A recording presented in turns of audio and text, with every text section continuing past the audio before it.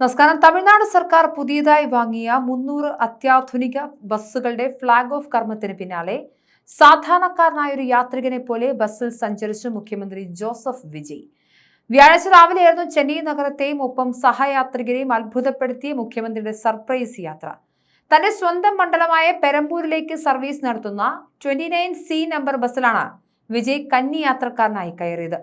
ഇങ്ങനെ ഡ്രൈവറിന്റെ അടുത്തിരുന്ന് യാത്ര ചെയ്യുന്നത് ചെറുപ്പകാലം മുതലുള്ള വലിയൊരു ആഗ്രഹമായിരുന്നു എന്ന് കുറിച്ചുകൊണ്ട് സാധാരണ യാത്രക്കാരെ പോലെ കണ്ടക്ടറിൽ നിന്നും ടിക്കറ്റ് എടുത്തായിരുന്നു മുഖ്യമന്ത്രിയുടെ യാത്ര. യാത്രയിലുടനീളം സഹയാത്രികരുടെ വിശേഷങ്ങൾ പങ്കുവച്ചും മൊബൈലിൽ ദൃശ്യങ്ങൾ പകർത്തിയും സാധാരണക്കാരിൽ ഒരാളായി മാറിയ മുഖ്യമന്ത്രിയുടെ വീഡിയോകളും ചിത്രങ്ങളും ഇതിനോടകം തന്നെ സാമൂഹിക മാധ്യമങ്ങളിൽ വൻതോതിൽ വൈറലായി കഴിഞ്ഞു. പുത്തൻ ബസ്സുകൾ നിരത്തിലിറക്കിയതിനേക്കാൾ തമിഴ്നാട് മുഖ്യമന്ത്രിയുടെ ഈ ജനകീയ ഇടപെടലിനാണ് പൊതുജനങ്ങൾക്കിടയിൽ നിന്നും വലിയ കയ്യടി ലഭിക്കുന്നത്. പൊതുഗതാഗത സംവിധാനം കൂടുതൽ ആധുനികവൽക്കരിക്കുന്നതിന്റെ ഭാഗമായി ലോകബാങ്കിന്റെ സഹായത്തോടെ 750 പുതിയ വൈദ്യുത ബസ്സുകൾ മെട്രോപൊളിറ്റൻ ട്രാൻസ്പോർട്ട് കോർപ്പറേഷൻ ഉടൻ റോഡിലിറക്കുമെന്നും മുഖ്യമന്ത്രി അറിയിച്ചു. 1337 കോടി രൂപ ചെലവഴിച്ചാണ് ഈ വൻ പദ്ധതി നടപ്പിലാക്കുന്നത്. ഇതിൽ 550 AC ബസ്സുകളും 200 ഡീലക്സ് അഥവാ നോൺ AC ബസ്സുകളും ഉൾപ്പെടുന്നു. തണ്ടയാർപേട്ട, വ്യാസർപാടി, പൂനമല്ലി, തിരുവാൻമിയൂർ, മിഞ്ചൂർ, മണലി, റെഡ് ഹിൽസ്, കോയമ്പേട് തുടങ്ങിയ പ്രധാന ബസ് ടെർമിനലുകൾ കേന്ദ്രീകരിച്ചായിരിക്കും ഈ ബസ്സുകൾ സർവീസ് നടത്തുക. ഈ ഡിപ്പോകളിൽ ബസ്സുകൾ ചാർജ് ചെയ്യാനുള്ള ആധുനിക സജ്ജീകരണങ്ങൾ ഇതിനകം പൂർത്തിയായിട്ടുണ്ട്. 200 കിലോമീറ്റർ മൈലേജാണ് പ്രതീക്ഷിക്കുന്ന. ഒരു തവണ മുഴുവനായും ചാർജ് ചെയ്താൽ ഈ ബസ്സുകൾക്ക് 200 കിലോമീറ്റർ വരെ സർവീസ് നടത്താൻ സാധിക്കും. മാത്രമല്ല, സുരക്ഷാ സംവിധാനങ്ങളാണ് പ്രത്യേകത. യാത്രികരുടെ സുരക്ഷയ്ക്കായി പ്രത്യേക സീറ്റ് ബെൽറ്റുകളും കൃത്യമായ നിരീക്ഷണത്തിനായി CCTV ക്യാമറകളും ബസ്സിനുള്ളിൽ സ്ഥാപിച്ചിട്ടുണ്ട്. യാത്രക്കാർക്ക് ഡിജിറ്റൽ സേവനങ്ങൾ എളുപ്പമാക്കാൻ ചെന്നൈ വൺ ആപ്പ് വഴി പ്രതിമാസം 2000 രൂപയുടെ ബസ് പാസ് ഈടാക്കും.